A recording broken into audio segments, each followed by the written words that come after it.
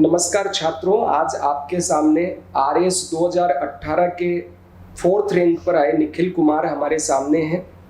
निखिल कुमार बहुत संघर्ष से यहाँ तक पहुँचे हैं और इनका जो फर्स्ट अटेम्प्ट है इसमें 4th रैंक पर इन्होंने सफलता प्राप्त की है। तो आज हम निखिल से ही जानते हैं कि आरएस जैसी जो परीक्षा है जिसमें 4-5 साल अभी तक लग जाते हैं, किस तरह से इन्होंने सफलता प्राप्त की, किस तरह से इन्होंने मोटिवेशन बरकरार रखा और आरएस के बारे में जो कई भ्रांतियां रहती है, प्रारंभिक परीक्षा, मुख्य परीक्षा, साक्षात्कार, इनको लेकर के बच्चों के मन में जो भी डाउट्स हैं उनको भी आज हम लोग इन्हीं के माध्यम से जानेंगे। तो सबसे पहले मैं निखिल आपका बहुत बहुत स्वागत करता हूं। Thank you sir. पहले चूंकि जब भी बैठते थे तो ये छात्र होते थे सामने बैठते, अब ऑफिसर बन गए तो आज गुरुजी के बराबर में बैठे हैं और चूंकि थोड़ा हाथ का दिक्कत है तो हम खड़े नहीं हो पाएंगे। और आज बच्चों आपको वो सारी चीज़ें यहाँ मिल जाएंगी जो आपको मोटिवेट करेंगी और आप जो अभ्यर्थी हैं जो अब तैयारी करेंगे 2021 के लिए, वो मुझे लगता है ये साक्षात्कार बहुत ही मार्गदर्शक और प्रेरक होने वाला है। तो निखिल, सबसे पहले अपना परिचय बताएं। Hello, my name is Nikhil Kumar Poddar. I have secured 4th rank in RS exam. और एजुकेशनल बैकग्राउंड की बात करूँ तो I am a chartered accountant और मैं बिल्हा गोरजी झुंझुनू से बिलोंग करता हूँ। मैं एक मिडिल क्लास फैमिली से बिलोंग करता हूँ। मेरे फादर जो हैं वो एक हार्डवेयर शॉप रन करते हैं और मेरी जो माताजी हैं वो होम मेकर हैं। ठीक है निखिल, आप झुंझुनू के एक छोटे से गांव से हैं और चूंकि वहाँ से झुंझुनू, सीकर और चूरू शेखावाटी जो है माना जाता है कि भाई शैक्षणिक नगरी है ये, लेकिन इसके बावजूद भी इतनी बड़ी आपने सफलता की है, तो इसमें आपका सबसे बड़ा मोटिवेशन का फैक्टर क्या रहा है? कौन आपके आइडियल रहे इसमें? किस तरह से आपने इस लंबी प्रक्रिया में खुद का मोटिवेशन बरकरार रखा है?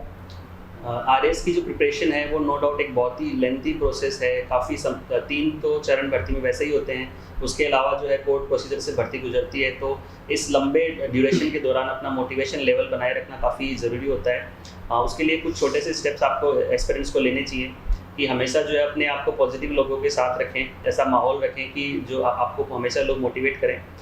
इसका सीधा सा सरल सा उपाय है कि जो भी आपके साथ तैयारी करने वाले हैं, जो अच्छे सीएस स्टूडेंट हैं, उनके साथ रहें, ताकि जैसे जिस दिन आपका मन नहीं हो पढ़ने का लेकिन आप अपने दोस्तों को या अपने साथ वालों को या अपने एस्पिरेंट्स को पढ़ते देखते हो को, तो उससे आपको मोटिवेशन आता है। इसके अलावा इसमें फैमिली का रोल बहुत अधिक होता है कि फैमिली मेम्बर्स जो हैं, अगर आपके पेरेंट्स और फैमिली मेम्बर्स आपको सपोर्ट करते हैं, जब भी आप डाउन फील करते हैं, अगर वो आपको मोटिवेट करते हैं, तो उसमें ऐसे जो भी पल ऐसे आते हैं जहाँ पे आप डाउन फील करते हैं, तो उस समय आपका हौसला अफजाई होने पर आप जो है निश्चित ही फिर अपनी पढ़ाई को कंटिन्यू कर सकते हैं।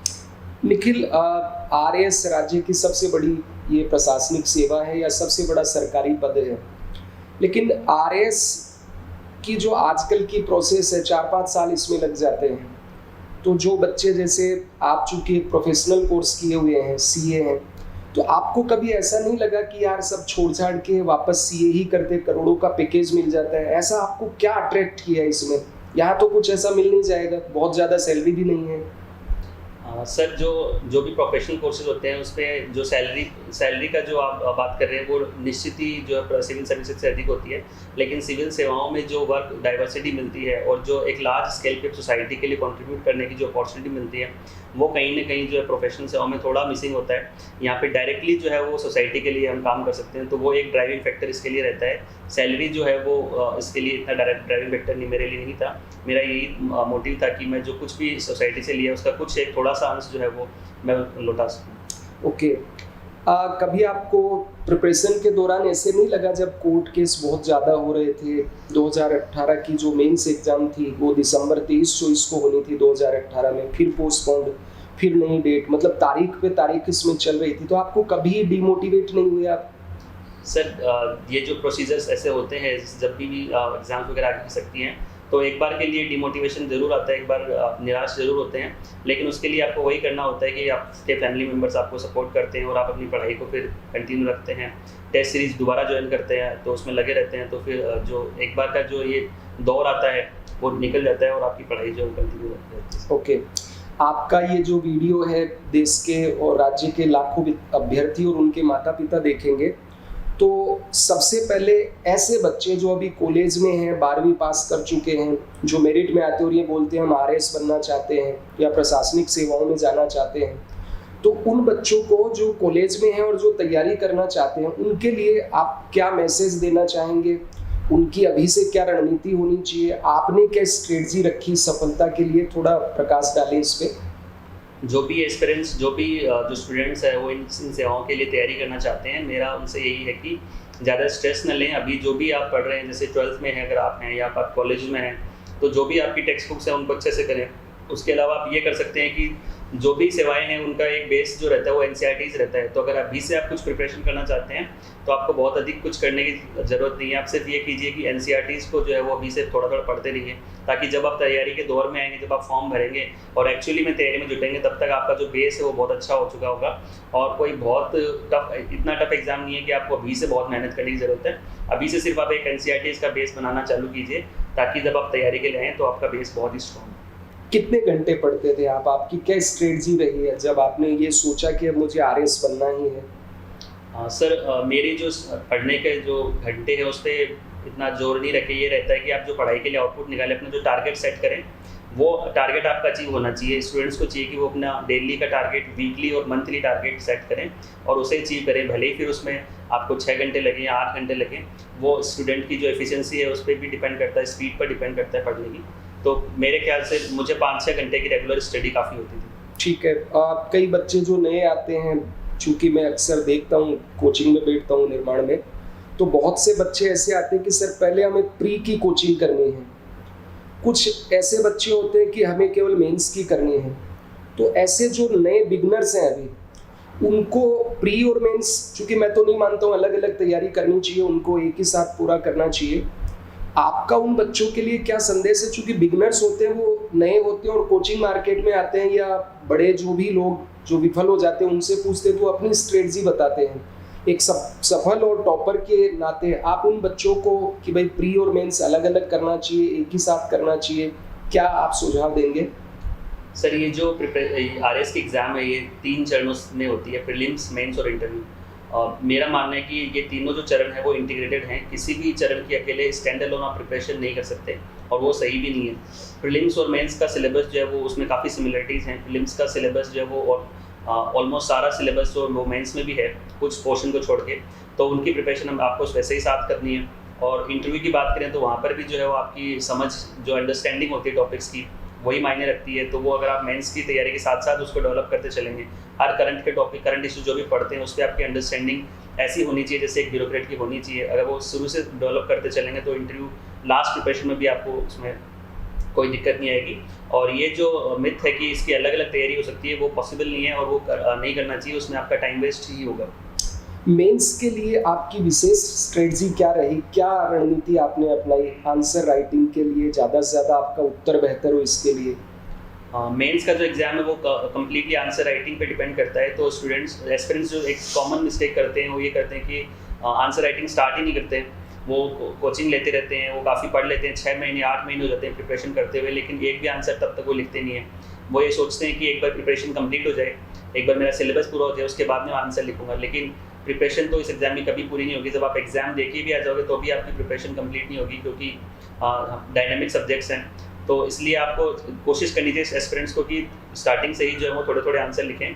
मेरी स्ट्रेटेजी यही थी कि मैंने बहुत सारी टेस्ट सीरीज सॉल्व की थी, बहुत सारे क्वेश्चन सॉल्व किए थे, और हमेशा मेरा फोकस ये रहता था कि मैं कैसे भी करके जो पेपर है उसको टाइमली पूरा कंप्लीट करूं, और जो भी मेरे क्वेश्चंस हैं उनमें डायग्राम्स वगैरह इंक्लूड करूं, और जो भी जो क्वेश्चन में जो भी पूछा गया एकदम टू द पॉइंट लिखें और ज़्यादा से ज़्यादा जो है उसमें समाहित कर सके, ताकि जो है वो अच्छे मार्क्स फैच करने में आसानी। निखिल, बहुत ही अच्छी आपने बच्चों को जानकारी दी है। जब आपका रिजल्ट आया था, फाइनल रिजल्ट, उससे पहले बहुत पहचान नहीं थी, लेकिन रिजल्ट आने के बाद निखिल पूरे न्यूज़पेपर में, मीडिया में, सोशल मीडिया पर ट्रेंड कर रहा था, निखिल पोद्दार। तो ये जो इतनी बड़ी सफलता आपको मिली, जब पहली बार आपको पता चला कि आप टॉप 5 के अंदर, मतलब 4th रैंक आपकी आई है, तो वो जो एक अनुभव है, वो जो खुशी होती है, उसको कैसे आपने शेयर किया? आपके कहाँ थे उस वक्त आप, और पेरेंट्स को जब आपने बताया तो कैसा महसूस हो रहा था आपको?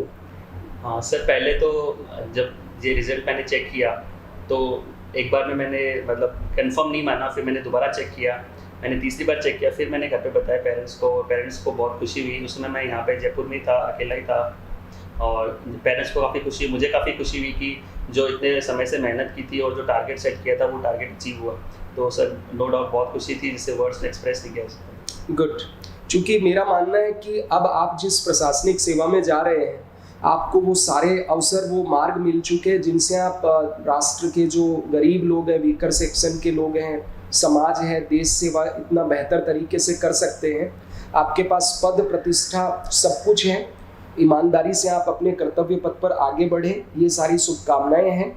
इसके साथ ही निखिल, थोड़ा सा मैं आपको ये पूछना चाहूँगा, चूँकि आप निर्माण के छात्र रहे हैं, तो निर्माण की, चूँकि आपने कहा कि मेंस के समय आंसर राइटिंग बहुत महत्व रखती है, तो आप अपनी इस सफलता में, चूँकि मेरा तो ये मानना है कि जो छात्र होता है उसकी सफलता में कोचिंग और इनकी भूमिका बहुत कम होती है, 10% तक उनका योगदान मैं मान सकता हूँ, चूँकि वो मार्गदर्शक हैं। क्लास में सब बच्चे पढ़ते हैं, सारे बच्चे टॉप नहीं करते हैं या सबका सिलेक्शन भी नहीं होता है, तो सिलेक्शन उसी का होगा जो सेल्फ स्टडी बेहतर करेगा, खुद से ज़्यादा अच्छा करेगा, लिखेगा, टीचर से बार बार पूछेगा, ये हम भी जानते हैं अच्छे से। तो आप अपनी सफलता में निर्माण आईएएस को क्या मतलब श्रेय देना चाहते हैं, कितना उनका योगदान रहा है? मेरी प्रिपरेशन के दौरान मैं निर्माण टीम से जुड़ा था, प्रभात सर ने मुझे पर्सनली काफ़ी गाइड किया है प्रिपरेशन के दौरान, और मैंने निर्माण आईएएस के द्वारा जो टेस्ट सीरीज़ आयोजित की जाती है, मैं उसका पार्ट रहा हूँ और मुझे उनकी टेस्ट सीरीज से काफ़ी फ़ायदा हुआ। यहाँ की जो टेस्ट सीरीज़ हैं उसमें के जो क्वेश्चंस थे वो काफ़ी एनालिटिकल टाइप होते हैं, और हमने देखा है भी आरएस के जो पेपर है, आरएस मेंस में वो जो पेपर है वो एकदम फैक्चुअल न रह के उसमें एनालिटिकल और फैक्चुअल क्वेश्चंस का मिक्स पूछा जाने लगा है। तो वो उन टेस्ट सीरीज से मुझे काफ़ी हेल्प हुई, और फिर इंटरव्यूज़ के दौरान भी मैंने मॉक इंटरव्यूज़ प्रोग्राम जो है वो निर्माण आईएएस का ज्वाइन किया था, और प्रभात सर से पर्सनल गाइडेंस मुझे मिली, जहाँ भी मेरी प्रॉब्लम रही, डेफ में मुझे जो भी प्रॉब्लम फेस हो रही थी क्वेश्चंस में, उन्होंने पर्सनली मुझे गाइड किया, उससे मुझे काफ़ी हेल्प मिली इंटरव्यू के दौरान भी। तो इसलिए मैं थैंक्स कहना चाहूँगा प्रभात सर का स्पेशली। अच्छा, कई बच्चों का ऐसा भी रहता है कि मार्केट के अंदर बहुत सारी बुक्स आती हैं, क्योंकि बुक्स के कवर देख करके बच्चे बुक्स लेते हैं, तो बिगनर्स के लिए आप क्या संदेश देना चाहेंगे कि किस तरह की बुक्स, कौन कौन सी बुक्स उनको लेनी चाहिए? इसके लिए प्रिपरेशन के लिए जो भी ऑथेंटिक बुक्स है, स्टैंडर्ड बुक्स हैं, वही फॉलो करनी चाहिए। अगर बुक्स की कंप्लीट लिस्ट है तो वो भी मैं कहीं मेरे सोशल मीडिया प्लेटफॉर्म पे अपडेट कर दूंगा। उसके अलावा कुछ के बात करूँ तो जैसे अगर आप पॉलिटी पढ़ रहे हैं तो एम लक्ष्मीकांत से पढ़िए, अगर आप हिस्ट्री पढ़ना चाहते हैं तो स्पेक्ट्रम पढ़ सकते हैं, इकोनॉमिक्स के लिए देखना चाहते हैं तो रमेश सिंह देख सकते हैं, और साथ में इकोनॉमिक सर्वे कंप्लीट पढ़ सकते हैं, और राजस्थान के लिए आपको राजस्थान अध्ययन की बुक्स पढ़नी चाहिए। उसके अलावा भी जो भी सब्जेक्ट्स हैं जैसे ज्योग्राफी वगैरह, उनके लिए एनसीईआरटीज़ को फॉलो करना चाहिए। तो ऐसी जो स्टैंडर्ड टेक्स्ट बुक्स है उनको फॉलो करना चाहिए, ना कि किसी भी तरीके की।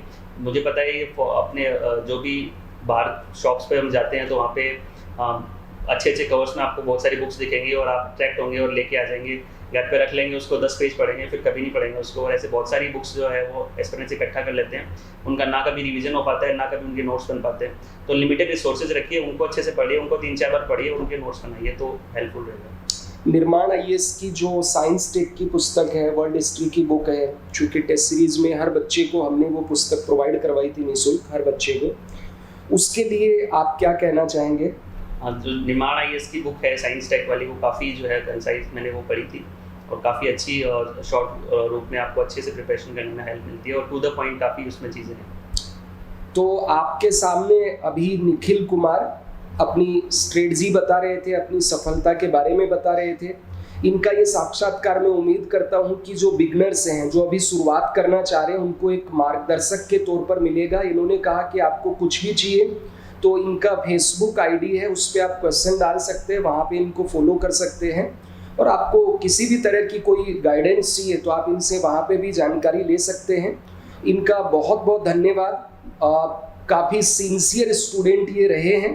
अंत में इस साक्षात्कार में मैं इनको एक मोमेंटो दे करके, चूँकि बड़े अधिकारी हैं हमारे एसडीएम साहब, तो इनका हार्दिक सम्मान करते हुए मुझे फ़ख्र हो रहा है कि निखिल मेरे प्रिय विद्यार्थियों में रहे हैं। निखिल, आपको आगे का जो आपका करियर है बहुत ही ब्राइट रहे, इसके लिए बहुत बहुत धन्यवाद बच्चे। खुश रहिए और देश की सेवा कीजिए और अपने पेरेंट्स और गुरुजनों और सबका मान बढ़ाइए। धन्यवाद। Thank you sir, thank you so much.